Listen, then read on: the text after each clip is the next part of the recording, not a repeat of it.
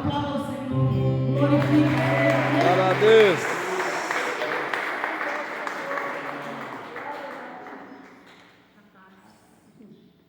Amém? Glória a Deus. Gostaria que você sentasse só um minutinho. Só um minutinho. Já a gente vai começar a fazer menção na palavra. Amém? Eu gostaria de, antes de ministrar nessa manhã, eu gostaria de compartilhar com a amada igreja um propósito que a gente vai estar trabalhando serão 7 dias que a gente vai fazer um jejum e a gente vai se consagrar em oração. Que dia que vai começar, pastor? Vai começar dia 23 de outubro. Fala comigo, 23 de outubro. 23 de outubro. Do dia 23 ao dia 30, nós estaremos orando, nós estaremos consagrando ao Senhor em favor da nossa nação. Nós sabemos que nossa nação ela carece de oração. Independente de quem será o novo presidente, a nossa nação ela carece de oração. Porque os nossos planos são um, mas os planos do Senhor são outros. Mas o que pode trabalhar, o que pode mudar a nossa vida? O jejum e a oração. Então, durante esse tempo, a gente vai fazer o jejum de Josafá. Quem conhece a história de Josafá? Amém? Se tem alguém que não conhece, eu vou fazer só um resuminho, só para você tentar entender. Josafá ele era rei de Israel. E num dado momento, num dado tempo da vida dele, se apresentou a ele algumas pessoas que trabalhavam com ele e chegou para ele e disse: olha, rei, está vindo 3 nações contra nós. Nós seremos atacados. E o que acontece? Nós não temos armamento bélico, nós não temos soldados suficientes para enfrentar 3 nações. E a palavra do Senhor então vai dizer que Josafá, ele reuniu toda a nação de Israel e propôs ali um jejum e uma oração. E todo aquele povo então começou a orar e jejuar em favor daquela nação. Lá também se encontrava o sacerdote. E o sacerdote ele é a voz do Senhor no meio da igreja. Amém? E o sacerdote então no meio da oração, o Senhor revelou para ele que aquela peleja, eles não teriam que pelejar. E durante o período da oração, a palavra do Senhor vai dizer que o Senhor tirou Josafá de um lugar e levou ele para um templo novo. Quer dizer, para um lugar que ele ainda não estava. E as nações que iam guerrear contra Israel estavam vindo para poder atacar aquele povo. Mas por causa da oração, por causa do jejum, aquele povo foi confundido. E não precisou de Israel guerrear. Quando eles chegaram no local do confronto, sabe o que aconteceu? Eles se confundiram, baixou sobre aquele exército um espírito de confusão. Eles se confundiram e começaram a matar uns aos outros. Esse é o resumo da história de Josafá.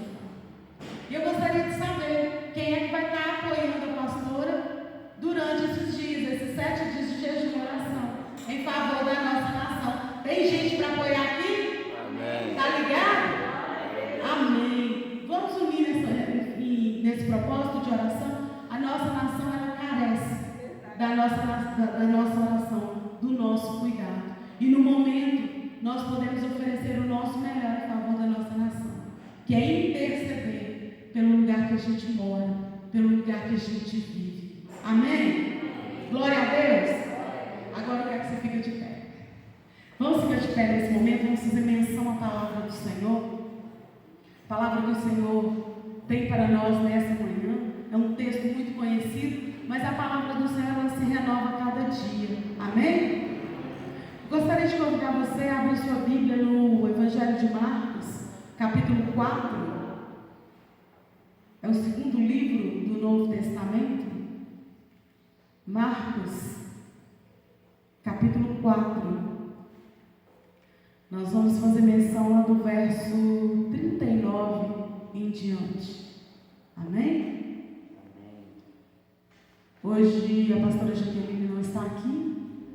Ela foi participar de um congresso lá no Rio de Janeiro. E eu creio e tenho certeza que vai ser bênção, não só na vida dela, mas também na vida dessa igreja. Eu acredito que a igreja tem percebido. Mês passado quem esteve ausente fui eu, e nesse mês está sendo ela. Deus tem proporcionado para nós a oportunidade de poder se preparar melhor, de poder conhecer um pouco mais, de viver um pouco mais a experiência com o Senhor, para compartilhar com a igreja. Amém? Amém. Marcos capítulo 4, verso 39 em diante, a palavra do Senhor, ela diz assim: e ele, despertando, repreendeu o vento e disse ao mar: acalma-te, emudece. E o vento se aquietou, e fez-se ali grande bonança. Então lhes disse: por que sois assim tímidos? Como é que não tendes fé? E eles, possuídos de grande temor, diziam uns aos outros: quem é esse, que até o vento e o mar lhe obedecem? Deus amado, Deus santo, eis aqui, Senhor Jesus, a tua palavra. Eu te peço, Senhor Jesus, fala conosco nesta manhã. Pai, que não seja eu a ministrar, mas que eu seja somente um canal de bênção para essa igreja. Pai, em nome de Jesus, me usa, Senhor, que o meu nome diminua, mas que o teu nome cresça e apareça neste lugar, em nome de Jesus. Amém? Podemos assentar, glorificando, exaltando o nome do Senhor. Glória a Deus. Irmãos, nós somos uma igreja pentecostal, e uma igreja pentecostal glorifica. Aleluia. Uma igreja pentecostal, ela exalta. Glória a Deus. Amém? Glória a Deus. Ou tem alguém que fica presente no velório? Misericórdia, né? Amém. Nós servimos a um Deus que é vivo. E por Ele ser vivo, nós temos total liberdade de nos comunicar com Ele. Amém? Pois bem, meus irmãos, nós estamos diante de um texto que ele é muito conhecido. Nesse texto, existem 3 personagens que serão destacados. Nós temos Jesus, nós temos os discípulos e nós temos a multidão. Amém? E o texto ele vai iniciar dizendo assim: e já sendo tarde. Esse termo tarde, quando é citado aqui, ele não fala sobre o tempo de Deus. Ele não está falando sobre o Kairos. Ele está falando sobre o Cronos. Ele está falando sobre o nosso tempo. E eu quero destacar aqui que quando é tarde para nós, quando é tarde para mim e para você, é exatamente o momento em que Deus começa a operar na nossa vida. É o tempo ideal para Deus trabalhar a meu e a seu favor. É o tempo ideal para o Senhor mudar a nossa história. Amém. E já sendo tarde. Logo depois, o texto vai falar, Jesus vai liberar uma promessa sobre a vida daqueles discípulos. Jesus ele vai dizer assim: passemos para o outro lado. Isso é uma promessa para a minha vida e para a sua vida. Quando o Senhor Jesus fala passemos, Ele está dizendo para mim e para você que a nossa vida não vai continuar do jeito que está. Que a luta que estamos enfrentando, nós não vamos perecer nela. Que vai passar. E Jesus ele se inclui nesse projeto, nesse propósito. Ele fala: passemos. Quer dizer, eu vou contigo. Passemos para o outro lado. Eu vou contigo. E sabe por que Jesus quer ir comigo e com você? Alguém sabe? Jesus ele quer ir comigo e com você, para que quando a gente passar pela prova, para que quando a gente vencer essa etapa que estamos vivendo, para quando a gente vencer a luta que estamos travando hoje, a gente não bata no peito e diga: olha onde eu cheguei. Não. Jesus vai dizer: olha aonde eu trouxe você. Quem recebe? Amém. Aleluia. Existe uma promessa. Passemos para o outro lado. Você não vai passar sozinho. Está na prova, Jesus está contigo. É o Senhor quem está direcionando você nesse momento. É o Senhor que está te carregando nos braços nessa hora. Quantas vezes a gente tem a sensação de que a gente não vai suportar, que a gente não vai conseguir?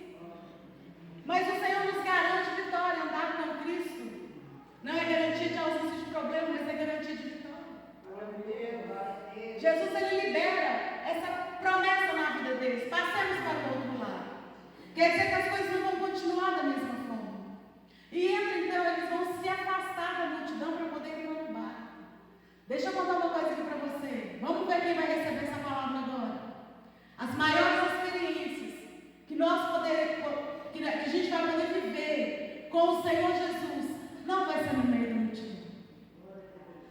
Presta bem atenção. As maiores experiências que você vai viver na presença do Senhor não vai ser no meio da multidão. Vai ser em particular. O Senhor, Ele trata comigo e com você de uma maneira diferenciada. Ele tem um jeito de falar comigo, Ele tem um jeito de falar com você. A palavra do Senhor então vai dizer que Ele se afasta da multidão. E quando Ele se afasta da multidão, eles vão entrar em barco. Quem que vai entrar no barco? Os discípulos e Jesus. Amém até aqui? Porém, a Bíblia vai dizer que atrás desse barco, iam outros barquinhos, outras embarcações menores, iam seguindo o barco que estava Jesus e os discípulos. Eu quero contar um segredo para você.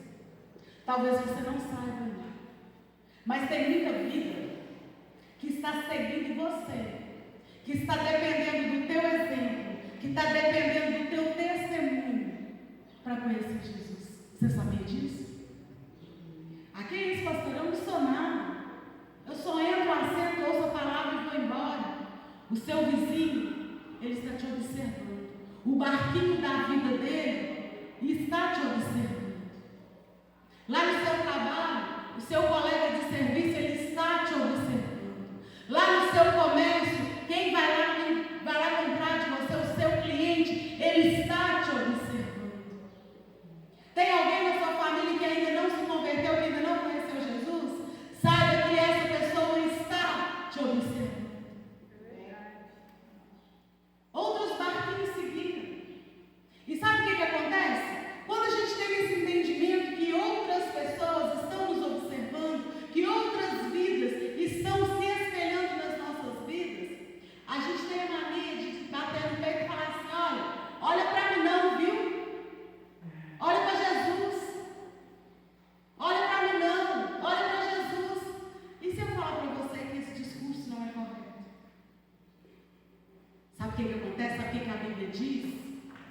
Que você fala assim: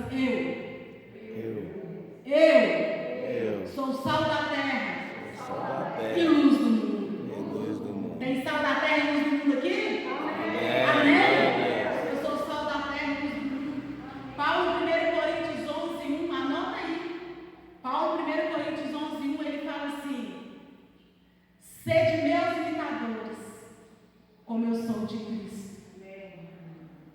Então, meu irmão, é para nós mesmos que eles terão que olhar. É para quem veio aqui e levantou a mão e aceitou Jesus. É para quem está disposto a cada dia viver um pouquinho da transformação de Cristo. Cada dia que passa, Jesus trabalha na nossa vida um pouco mais, Ele nos aperfeiçoa. Então é para nós mesmos que eles vão olhar. E aqueles barquinhos, então, eles estavam seguindo a embarcação onde estavam Jesus e os discípulos. A Bíblia vai dizer ainda que Jesus, ele se encontrava na polpa. O que é polpa? Ele estava no fundo do mar. Os discípulos, olha bem comigo, eles tinham uma promessa: passemos para o outro lado.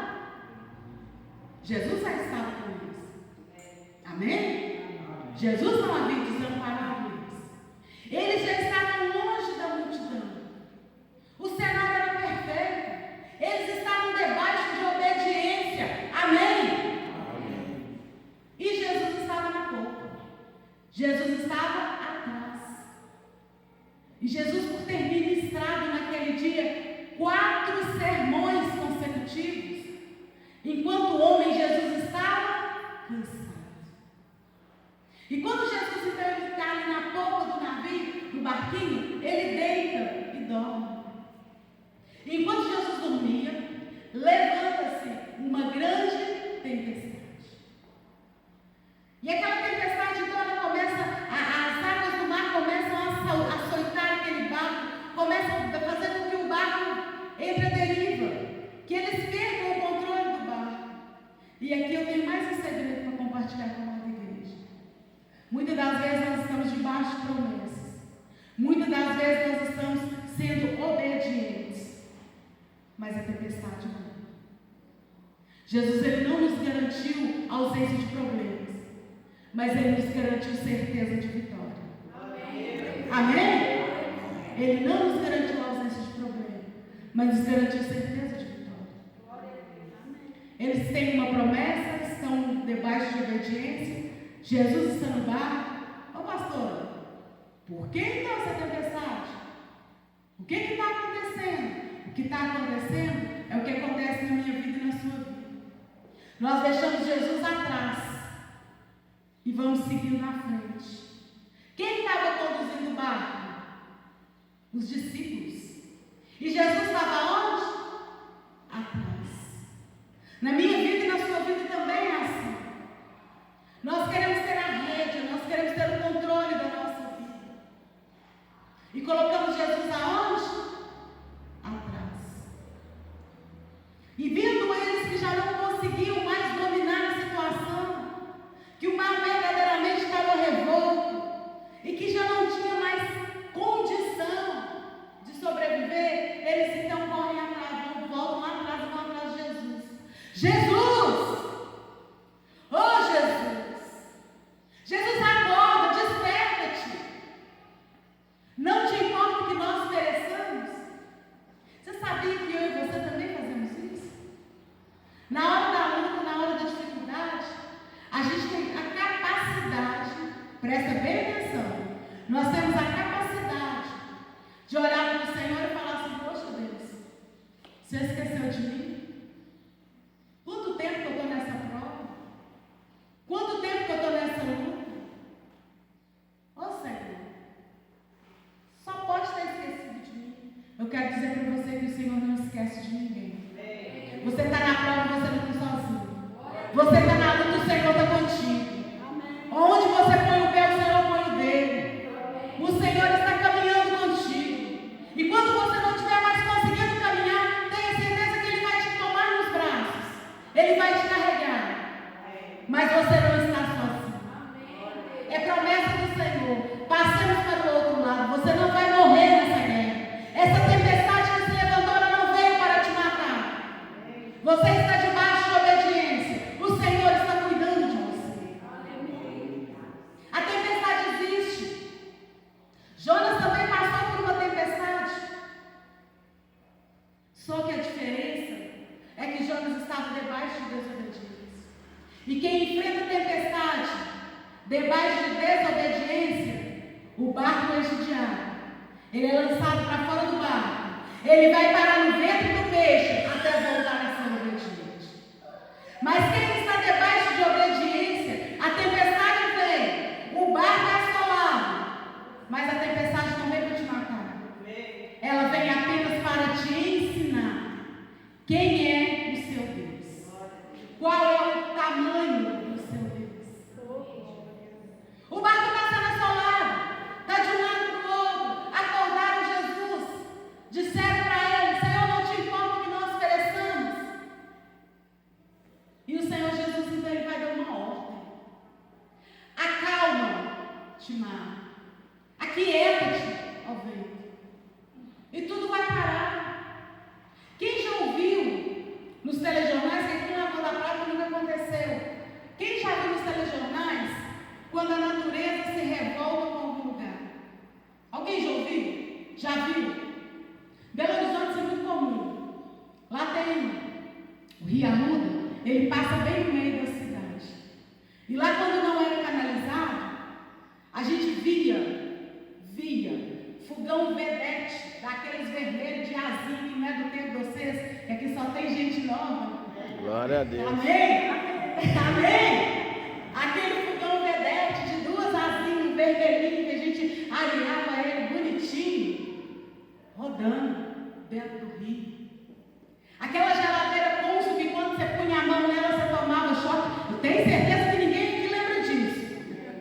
Aquela geladeira, quando você punha a mão nela, você tomava choque.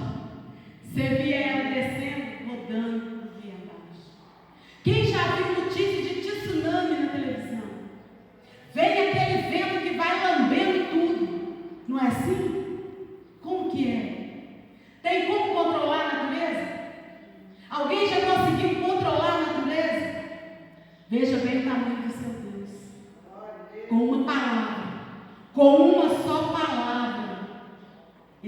acabou com o vento e acabou com a tempestade. Glória a Sabe o Deus. que eu aprendo aqui? Que o Senhor, quando a gente apresenta para Ele o problema, o Senhor vai na raiz do problema. Ele vai tratar a raiz do problema. Deixa eu compartilhar com você uma coisa. O mar, ele estava revolto. O que estava assolando o barco? Era o quê? Não era as águas? Era o mar? Era. Mas você sabe por que o mar estava revolto? Porque havia tempestade, havia vento contrário. Havia vento contrário. Então por isso que o Senhor dá uma ordem, para que o vento aquiete, para que as águas se acalmem. É por isso que o Senhor dá essa ordem. Ele quer tratar na nossa vida, é na raiz do problema. Ele não quer só passar a mão por cima do problema, maquiar a situação. Ele quer tratar a raiz do problema. E quando as coisas começam a voltar para a ordem, acaba a ventania, o mar se acalma, Jesus então ele olha para os discípulos e diz assim: por que vocês estão com medo? Aonde está a sua fé? Nessa manhã Jesus está perguntando para alguém aqui: estou na prova, estou na luta, estou na obediência, eu sei que Jesus está comigo, mas eu estou com medo. Por que você está com medo? Sabe o que mais que Jesus manda perguntar nessa manhã? Ele pergunta assim: lembra-te o que eu já fiz por você? Eu tenho certeza que todo mundo aqui já teve a oportunidade de experimentar o cuidado de Deus na sua vida. Lembra-te o que eu já fiz por você? Lembra-te de onde eu te tirei para que você estivesse aqui hoje? Quantas vezes o Senhor guardou a nossa vida? Aí você vai falar assim: guardou a minha vida, pastor, você ficou louca? Fiquei não. Tenho certeza que todo mundo já viveu essa experiência. Ele está na beira da calçada. Ele vai descer a calçada e de repente vem um carro em alta velocidade e você volta, consegue voltar o pé para trás. O que você entende? É sorte? É não, irmão. É Deus em sua vida. Quantas orações você já fez e o Senhor te respondeu? É sorte? Não, irmão, é Deus na sua vida. Lembra-te o que eu já fiz por você. Lembra das portas abertas que eu já lhe concedi. Lembra das mudanças que já gerei na sua vida. Lembra-te, lembra-te. Mas em vez de a gente lembrar, é mais fácil murmurar. Ah, Senhor, não importa que nós pereçamos. Esse é o grande problema. Às vezes a gente não sabe ser grato a Deus, a gente não sabe depender de Deus. Murmurar toda hora. Mas lembrar aquilo de bom que o Senhor já fez na nossa vida, meu Deus. Que puxão de orelha que o Senhor me deu quando Ele me deu essa palavra. Aí você está pensando: pastora, você murmura? Não, nem sempre. Mas às vezes no meio da prova a gente consegue sentir medo. Mas o Senhor disse assim: lembra-te o que eu já fiz na sua vida. Lembra-te cada vez que te carreguei no colo. E enquanto Jesus falava isso com os discípulos, eles comentavam um com o outro: quem é esse? Quem é esse que até o vento e o mar obedece? Nessa manhã eu quero perguntar para a amada igreja: quem é esse? Quem é Deus na sua vida? Quem é Deus para você? Olha, quando veio essa pergunta, quem é esse? Eu corri para a Bíblia para trazer para a gente algumas definições. Quem é esse? Para Moisés, esse era o fogo que ardia no meio das sarças. Para Davi, ele era aquele que faz do menor o maior. Para o salmista, ele é o rei da glória. Para Isaías, maravilhoso, conselheiro, príncipe da paz. Glória a Deus. Para Pedro, o filho de Deus vivo. E para o Pai, quem é esse? Para Deus Pai, quem é esse? O Filho amado, aquele que eu prazo. O Filho amado, aquele que eu tenho prazer. semana nós possamos definir quem é Deus na nossa vida. Quem é Deus para nós, para cada um de nós. Eu quero concluir essa mensagem com um texto que está lá em 1 Coríntios 2, 9. Aquilo que ouvidos não viram, aquilo que olhos não viram, que ouvidos não ouviram, que ainda não penetrou no coração do homem, é aquilo que o Senhor tem preparado para mim e para você. Confie no Deus que você serve. Ele está cuidando de você. Os pensamentos do Senhor não são os nossos pensamentos. E nesse dia, nesta manhã, o Senhor libera uma promessa sobre a sua vida. Ele tem cuidado de você. E Ele vai te surpreender. Em nome de Jesus. Fica de pé no seu lugar. Vamos agradecer ao Senhor por essa palavra. Vamos falar para o Senhor o quanto a gente confia. Vamos dizer ao Senhor que nós dependemos dEle. E que tudo que nós queremos é viver o melhor de Deus nesse tempo. Amém? Que nós queremos andar debaixo da obediência. Que nós reconhecemos que a promessa nós já temos. Que nós reconhecemos que o Senhor está conosco. Mas que peçamos ao Senhor que aumente a nossa fé. Dia após dia. Ora comigo nesta hora, Senhor, meu Deus, meu Pai. Em nome de Jesus.